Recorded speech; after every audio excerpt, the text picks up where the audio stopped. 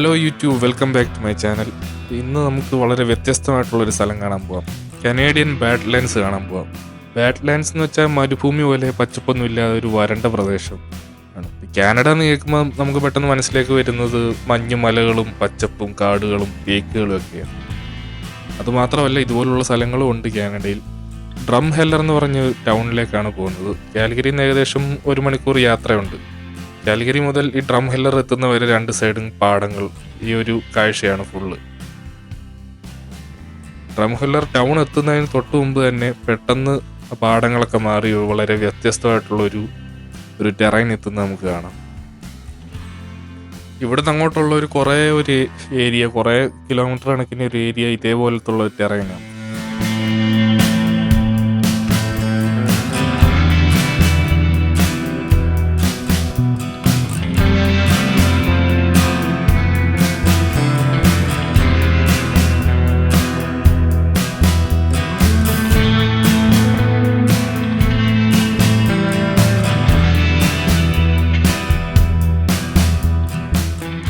ഞാൻ അധികം പ്ലാനിങ് ഒന്നും ഇല്ലാതെ വന്നത്, എവിടെ പോകണമെന്നൊന്നും ഉള്ളത്. ഇപ്പോൾ വരുന്ന രീതി സൈൻ ബോർഡൊക്കെ നോക്കി എങ്ങോട്ടെങ്കിലുമൊക്കെ പോകാമെന്ന് കരുതി വന്നത്. അപ്പോൾ ഇവിടെ ആദ്യം ഒരു ഫൂഡു ഫോർമേഷനുള്ളൊരു സ്ഥലമുണ്ട്. ആദ്യം നേരെ അങ്ങോട്ട് പോവുക. അപ്പോൾ ഈ പോകുന്ന വഴി ഇങ്ങനെ കാഴ്ചകൾ കണ്ട് പോകാൻ തന്നെയാണ് രസം. അല്ലാതെ നിർത്തി കാണാൻ അധികം കാര്യമായിട്ടൊന്നുമില്ല. ഡ്രം ഹെല്ലർ സിറ്റി മുൻപ് കോൾ പ്രൊഡക്ഷൻ ആയിരുന്നു ഇവിടെ മെയിനായിട്ടുണ്ടായിരുന്നത്. വെസ്റ്റേൺ കാനഡയിൽ ഏറ്റവും കൂടുതൽ കോൾ പ്രൊഡക്ഷൻ ഉണ്ടായിരുന്ന സിറ്റി ആയിരുന്നു 20th സെഞ്ചുറിയിൽ. അത് ഇപ്പം ഇല്ല, കുറേ വർഷം മുമ്പ് കോൾ മൈനുകളൊക്കെ നിർത്തിപ്പോയി. അതിൻ്റെ ചില അവശിഷ്ടങ്ങളൊക്കെ നമുക്ക് കാണാം. പിന്നെ ഒരു കോൾ മൈൻ ഇപ്പോൾ ഒരു ഹെറിറ്റേജ് സൈറ്റ് പോലെ മെയിൻറ്റെയിൻ ചെയ്ത് നിർത്തിയിട്ടുണ്ട്. അങ്ങോട്ടും പോവാം. ഇതൊരു പ്രീ ഹിസ്റ്റോറിക് സൈറ്റ് കൂടി. ഇവിടുന്ന് കുറേ ഡൈനോസർ ഫോസിലൊക്കെ കിട്ടിയിട്ടുണ്ട്. അത് ഇപ്പോഴും ഉണ്ട്. ഇപ്പോഴും ആൾക്കാർ ഡൈനോസർ ഫോസിലൊക്കെ കണ്ടുപിടിക്കാൻ വേണ്ടി അങ്ങനെയുള്ള ഇൻട്രസ്റ്റ് ഉള്ള ആൾക്കാരൊക്കെ വരാറുണ്ട്. ഇവിടെ റോയൽ ടൈറൽ മ്യൂസിയം എന്ന് പറഞ്ഞൊരു മ്യൂസിയം ഉണ്ട്. അവിടെ കുറേ ഡൈനോസർ ഫോസിൽസ് ഉണ്ട്.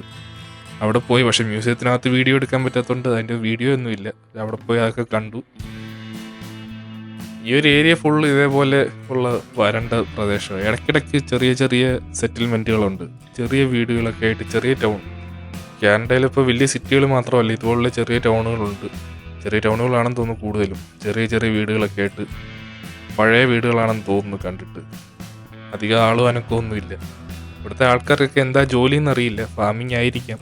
പിന്നെ ഇവിടെ oil extraction, natural gas extraction ഒക്കെ ഉണ്ട്. പക്ഷെ അത് അത്ര വലിയൊരു ഇൻഡസ്ട്രിയൽ സ്കെയിലാണോ എന്ന് എനിക്കറിയില്ല.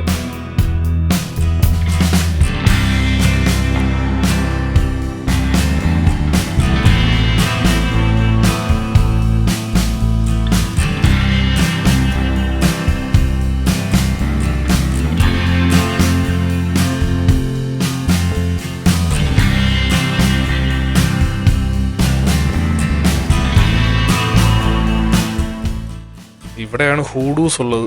ഫസ്റ്റ് ആ സ്പോട്ടിലെത്തി. ഇവിടെ അത്യാവശ്യം നല്ല തിരക്കുണ്ട്. കുറേ വണ്ടികളൊക്കെ ഉണ്ട്. നല്ലൊരു ബിസി സ്പോട്ട്. നല്ല വെയിലും ഉണ്ട്. ഞാൻ പ്രതീക്ഷയെ കാട്ടി നല്ല വെയിലും അത്യാവശ്യം ചൂടും ഉണ്ട്.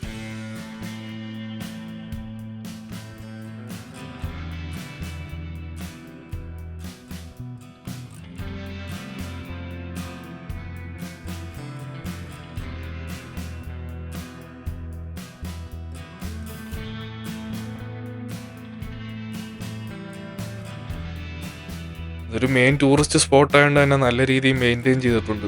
നടക്കാൻ വേണ്ടി പാതയൊക്കെ ഉണ്ടാക്കി. കാരണം ഇവിടെ ഭയങ്കര ലൂസായിട്ടുള്ള മണ്ണാണ്, സെഡിമെൻ്ററി സോയിൽ. നടക്കുമ്പോൾ തെന്നിയൊക്കെ പോകും. അതുകൊണ്ട് നടപ്പാതയൊക്കെ ഉണ്ടാക്കിയിട്ടുണ്ട്.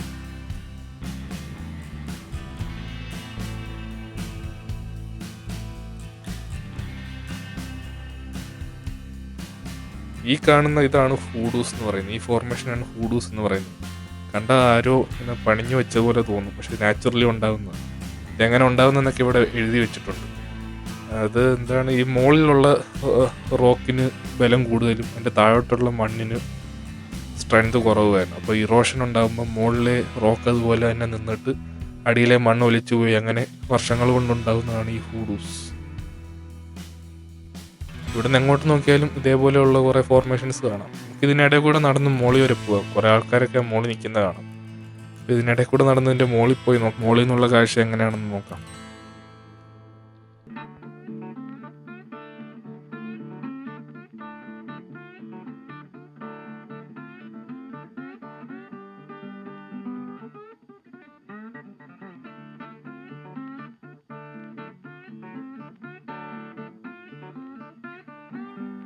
മുകളിലേക്കുള്ള കയറ്റം അത്ര എളുപ്പമല്ല. കാരണം ലൂസായിട്ടുള്ള മണ്ണാണ്. അതുകൊണ്ട് സ്ലിപ്പായിട്ട് പോകുന്നുണ്ട്. പിന്നെ അതുകൂടാതെ നല്ല വെയിലുണ്ട്. ഞാൻ പ്രതീക്ഷിച്ചതിനെക്കാട്ടി വെയിലുണ്ട്. ഞാൻ വീട്ടിൽ നിന്ന് ഇറങ്ങുമ്പോൾ ഇത്രയും വെയിലില്ലായിരുന്നു. പക്ഷെ ഇവിടെ വന്നു കഴിഞ്ഞപ്പോൾ നല്ല വെയിലും അത്യാവശ്യം ചൂടുമുണ്ട്. ഗ്രിപ്പ് കുറവാണ്. അതാണ് മെയിൻ പ്രശ്നം. തിരിച്ചിറങ്ങാൻ നന്നായിട്ട് പാടുപെടും.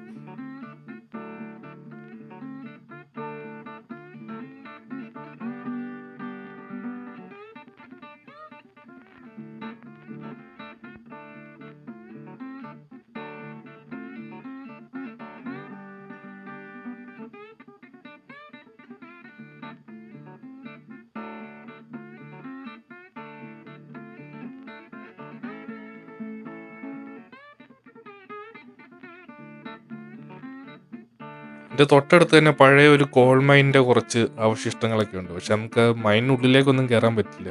പിന്നെ ഇവിടെ ഒരു സസ്പെൻഷൻ ബ്രിഡ്ജ് ഉണ്ട്. 1934 എന്തോ ഉണ്ടാക്കിയ ബ്രിഡ്ജ്. അപ്പോൾ ഏകദേശം 1 നൂറ്റാണ്ട് പഴക്കമുണ്ട്. അത് പണ്ട് ഈ മൈനിലേക്ക് ആക്സസ് ചെയ്യാൻ വേണ്ടി ഉണ്ടാക്കിയ ബ്രിഡ്ജാണ്. മൈൻ പൂട്ടിക്കഴിഞ്ഞപ്പം ഇതിപ്പോൾ ഒരു ടൂറിസ്റ്റ് സ്പോട്ടാക്കി മാറ്റിയെടുത്തത്. ബ്രിഡ്ജ് ക്രോസ് ചെയ്ത് അപ്പുറത്ത് പോകാം. പക്ഷേ അവിടെ വരെ പോകാൻ പറ്റും. അവിടെ പിന്നെ അങ്ങോട്ട് ക്ലോസ്ഡ്, റെസ്ട്രിക്റ്റഡ് ഏരിയ. അവിടെ വരെ പോയിട്ട് തിരിച്ച് നടക്കേണ്ടി വരും.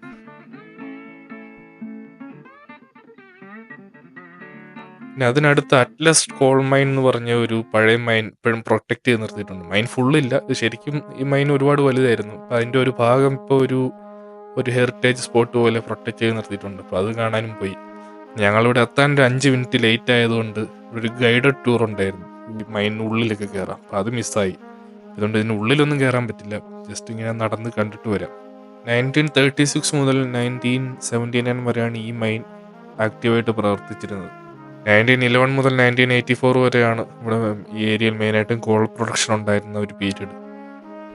പണ്ട് ഇവിടെ 100 കണക്കിന് കോൾ മൈനുകൾ ഉണ്ടായിരുന്നു. അതിൽ അവശേഷിക്കുന്ന പറഞ്ഞാൽ ഇത് മാത്രമാണ്. ഇപ്പം ആക്റ്റീവ് അല്ല, മീൻസ് ഇപ്പോഴും നിലനിർത്തിയേക്കുന്ന ഇത് മാത്രമാണ്.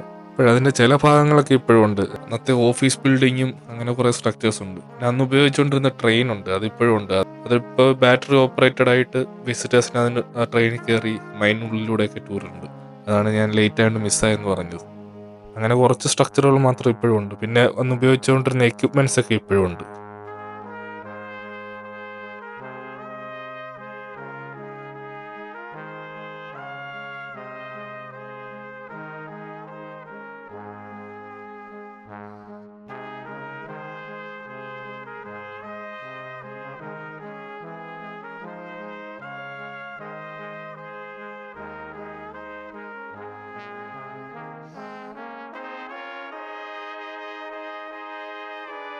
ഗൈഡഡ് ടൂർ മിസ്സായതുകൊണ്ട് ഈ സംഭവങ്ങൾക്ക് കാണാനല്ല, ഇത് എന്താണെന്നുള്ള വലിയ ധാരണയൊന്നുമില്ല.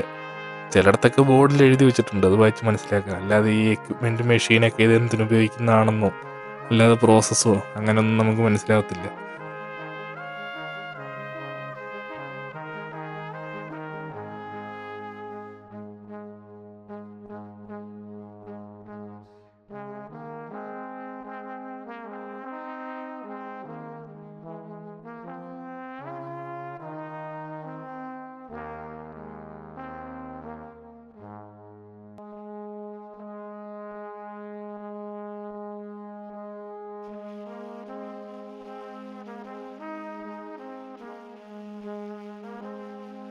പണ്ടത്തെ കുറേ ട്രക്കുകളൊക്കെ ഇവിടെ കിടക്കുന്നത് കാണാം. പഴയ GMC ഷെയറിലേക്ക് തുരുമ്പെടുത്ത ട്രക്കുകളൊക്കെ ഇവിടെ വെച്ചിട്ടുണ്ട്.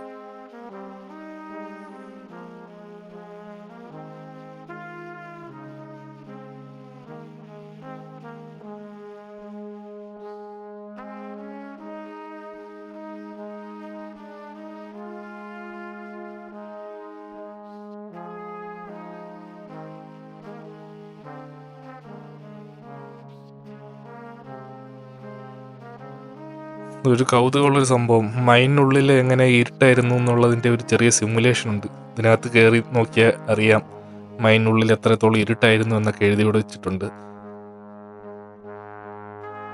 സൈഡിൽ അന്ന് ഉപയോഗിച്ചുകൊണ്ടിരുന്ന കുറേ ടൂൾസും എക്യുപ്മെൻറ്റ്സും പേഴ്സണൽ പ്രൊട്ടക്റ്റീവ് എക്യുപ്മെൻ്റ് ഒക്കെ ഇവിടെ കാണാം. അതൊക്കെ ഇവിടെ ഇപ്പോഴും സൂക്ഷിച്ചിട്ടുണ്ട്.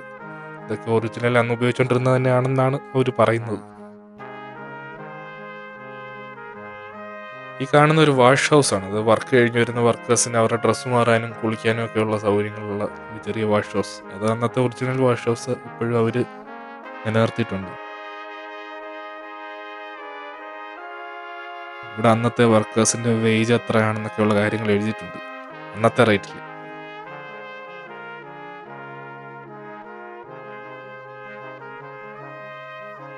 ഇതൊരു ഷവറാണ്. അത് ഒരു ഗ്രൂപ്പ് ഷവർ പോലെ ഒരുമിച്ച് കുളിക്കാനുള്ളത്. പിന്നെ വർക്കേഴ്സിൻ്റെ പഴയ അവർ അന്ന് ഉപയോഗിച്ചുകൊണ്ടിരുന്ന തരത്തിലുള്ള ഡ്രസ്സുകളൊക്കെ ഇവിടെ തൂക്കിയിട്ടുണ്ട്. അന്ന് ഉപയോഗിച്ചിരുന്ന ഡ്രസ്സ് തന്നെയാണോ എന്ന് എനിക്കറിയില്ല. അതോ ഇനി അതുപോലെയുള്ള മോഡലുകൾ ഉണ്ടാക്കിയാണോ എന്നറിയില്ല. ഇവിടെ കുറേ തൂക്കിയിട്ടിട്ടുണ്ട്.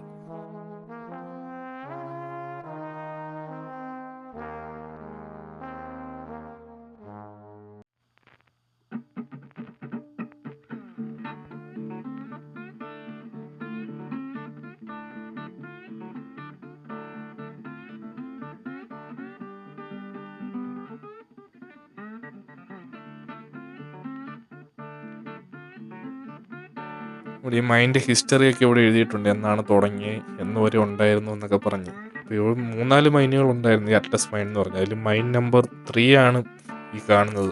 ബാക്കി ഇവിടെ കുറേ മൈനുകൾ ഉണ്ടായിരുന്നു. അതുപോലെ ഈ മൈനിൽ വർക്ക് ചെയ്യാൻ വേണ്ടി യൂറോപ്പിൽ നിന്നൊക്കെ ആൾക്കാർ ഇമിഗ്രേറ്റ് ചെയ്തതിൻ്റെ പറ്റിയൊക്കെ ഇവിടെ വിശദമായിട്ട് എഴുതിയിട്ടുണ്ട്.